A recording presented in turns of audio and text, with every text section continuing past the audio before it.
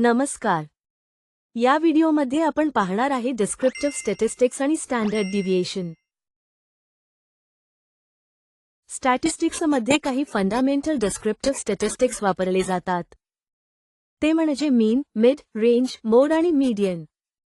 मीन म्हणजे अर्थमैथिक average of all observation, ज्यास आपण अव्हरेज सुद्धा म्हणतो.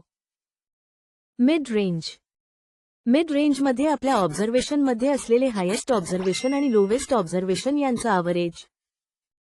मोड यामध्ये आपल्या ऑब्झर्वेशनमध्ये एकच रीडिंग किंवा एकच ऑब्झर्वेशन वारंवार इतरापेक्षा अधिक अनेक वेळा येत असेल तर त्या ऑब्झर्वेशनस मोड असे म्हणतात. मीडियन जर आपले सर्व ऑब्झर्वेशन चढत्या किंवा उतरत्या क्रमाने लावल्यास मधील जे ऑब्झर्वेशन येते त्यास मीडियन म्हणतात. पण जर ऑब्झर्वेशन संख्या सम असतील तर आपणास मधल्या दोन व्हॅल्यू मिळतील त्याचा ॲव्हरेज हे मीडियन असेल. चला तर मग एक उदाहरण सह आपण समजावून घेऊ. खाली दिल्याप्रमाणे एकूण 18 ऑब्झर्वेशन्स आहेत. आपणास जर याचा मीन काढायचा असेल तर सर्व ऑब्झर्वेशनची बेरीज divide by number of observation म्हणजे सर्व ऑब्झर्वेशनच्या ॲव्हरेज 16.17% हा मीन येईल. मिड रेंज काढण्यासाठी दिलेल्या ऑब्झर्वेशनमध्ये हायेस्ट ऑब्झर्वेशन 20 आहे व लोवेस्ट ऑब्झर्वेशन 12 आहे तर यांचा मीन 16 येईल. 16 हे मिड रेंज आहे. मोड आपण जर काउंट केलं तर 15 ही संख्या इतर संख्यापेक्षा अधिक वेळा आली आहे त्यामुळे याचा मोड 15 असेल. मीडियम या 18 संख्या आपण चढत्या किंवा उतरत्या क्रमाने लावल्यास मधल्या दोन संख्या 16 येतात. सम संख्या असल्यामुळे मधल्या दोन संख्या 16 येईल व ॲव्हरेज 16 येईल. म्हणून याचा मीडियम 16 आहे. हे डिस्क्रिप्टिव्ह स्टॅटिस्टिक्स मीन, मिड रेंज, मीडियन, मोड युजफुल कधी असतात? जेव्हा आपण ॲव्हरेजच्या बाबतीत बोलत असतो. जसे की bowling average, average income of India, average age of team. इथे आपण पूर्ण स्टोरी म्हणजे डिटेल्स सांगत नाही. इथे आपण एक सेंटर पॉइंट सांगतो. पण आपणास त्या संख्या किंवा ऑब्झर्वेशन किती विखुरलेले आहेत म्हणजे त्याचा स्प्रेड किती आहे हे जाणून घेणे महत्त्वाचे आहे. जसे की आपण बोललो बॉलिंग ॲव्हरेज, पण त्या रन्स सर्व ओव्हरमध्ये समान आहेत का? तसेच सर्व इन्कम जास्त आहेत का? टीममधले खेळाडूंचे सर्वांचे वय सर्वांचा समान आहे का? तर यामध्ये स्टॅटिस्टिक्स आपल्याला हेल्प करतो की त्यांचं व्हेरिएबिलिटी किती आहे म्हणजे व्हेरिएशन किती आहे. आता आपण बघितलं की संख्यांचा ॲव्हरेज काय आहे, पण त्यामधलं व्हेरिएशन किती आहे हे काढण्यासाठी आपण एक सिंपल कॅल्क्युलेशन वापरू शकतो. तो म्हणजे highest reading minus lowest reading. हे त्या ऑब्झर्वेशन असलेल्या रीडिंगचा स्प्रेड येईल. चला तर मग उदाहरणासह आपण जाणून घेऊ. पहिल्या एक्झाम्पलमध्ये आपण बॉलिंग ॲव्हरेज बद्दल बोललो होतो. दिलेल्या संख्यामध्ये ॲव्हरेज येईल 3 आणि त्याचा स्प्रेड येईल 6. कारण मॅक्झिमम रीडिंग 6 आहे व लोएस्ट रीडिंग 0 आहे. म्हणून त्याचा स्प्रेड येईल 6. दुसरी एक्झाम्पल आहे इन्कम रुपीज, यामध्ये सर्व यामध्ये या संख्यांचे ॲव्हरेज येईल 296 व त्याचा स्प्रेड येईल highest observation 660 minus lowest observation 90. म्हणून त्याचा स्प्रेड येईल 570. आता स्टॅटिस्टिक्समध्ये स्प्रेड रिलेटेड टर्म सांगितलेली आहे ती आहे स्टँडर्ड डिव्हिएशन. मागील व्हिडिओमध्ये आपण पॉप्युलेशनसाठी आणि सॅम्पलसाठी स्टँडर्ड डिव्हिएशनचे काय फॉर्म्युला आहेत ते पाहिलं.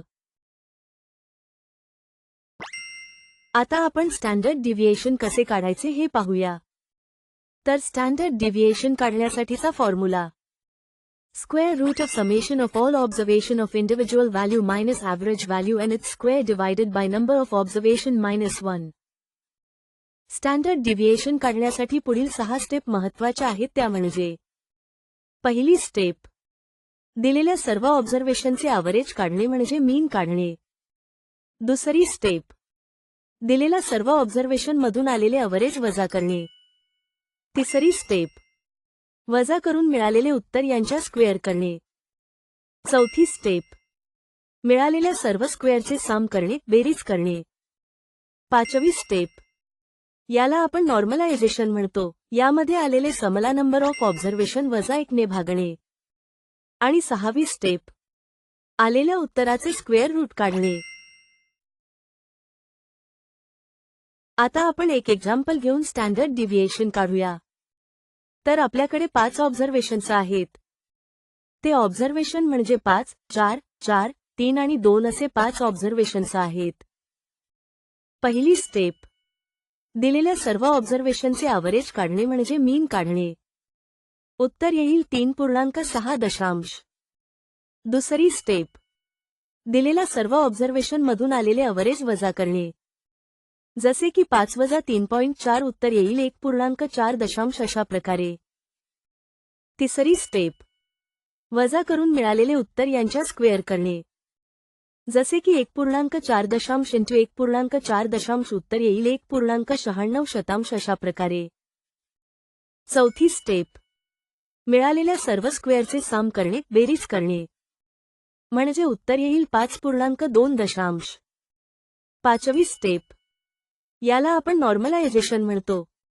यामध्ये आलेले समला नंबर ऑफ ऑब्झर्वेशन वजा 1 ने भागणे. म्हणजे 5.2 डिवायडेड बाय 4 उत्तर येईल 1.3. आणि सहावी स्टेप, आलेल्या उत्तराचे स्क्वेअर रूट काढणे. म्हणजे उत्तर येईल 1.14. आता हे 1.14 हे नेमकं काय आहे? तर हे आहे व्हेरिएशन. जे आपले 5 रीडिंग आहे त्यांच्या एकमेकांमधील व्हेरिएशन हे 1.14 आहे.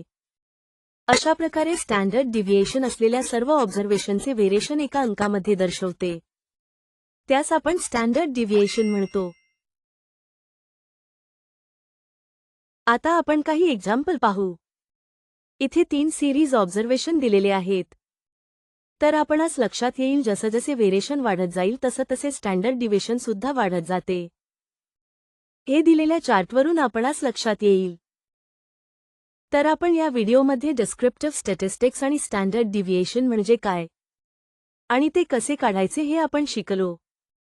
जर आपण YouTube चॅनलवर व्हिडिओ पाहत असाल व आपणास जर आपले नॉलेज वाढवायचे असेल व सर्व फाईल, फॉर्मॅट, चार्ट, टेबल व व्हिडिओ यांची माहिती घ्यायची असेल तर डिस्क्रिप्शनमध्ये दिलेल्या लिंकवर क्लिक करा किंवा Google Play स्टोअरवर जाऊन बिझनेस डायरेक्शन ॲप्लिकेशन डाउनलोड करून घ्या. धन्यवाद.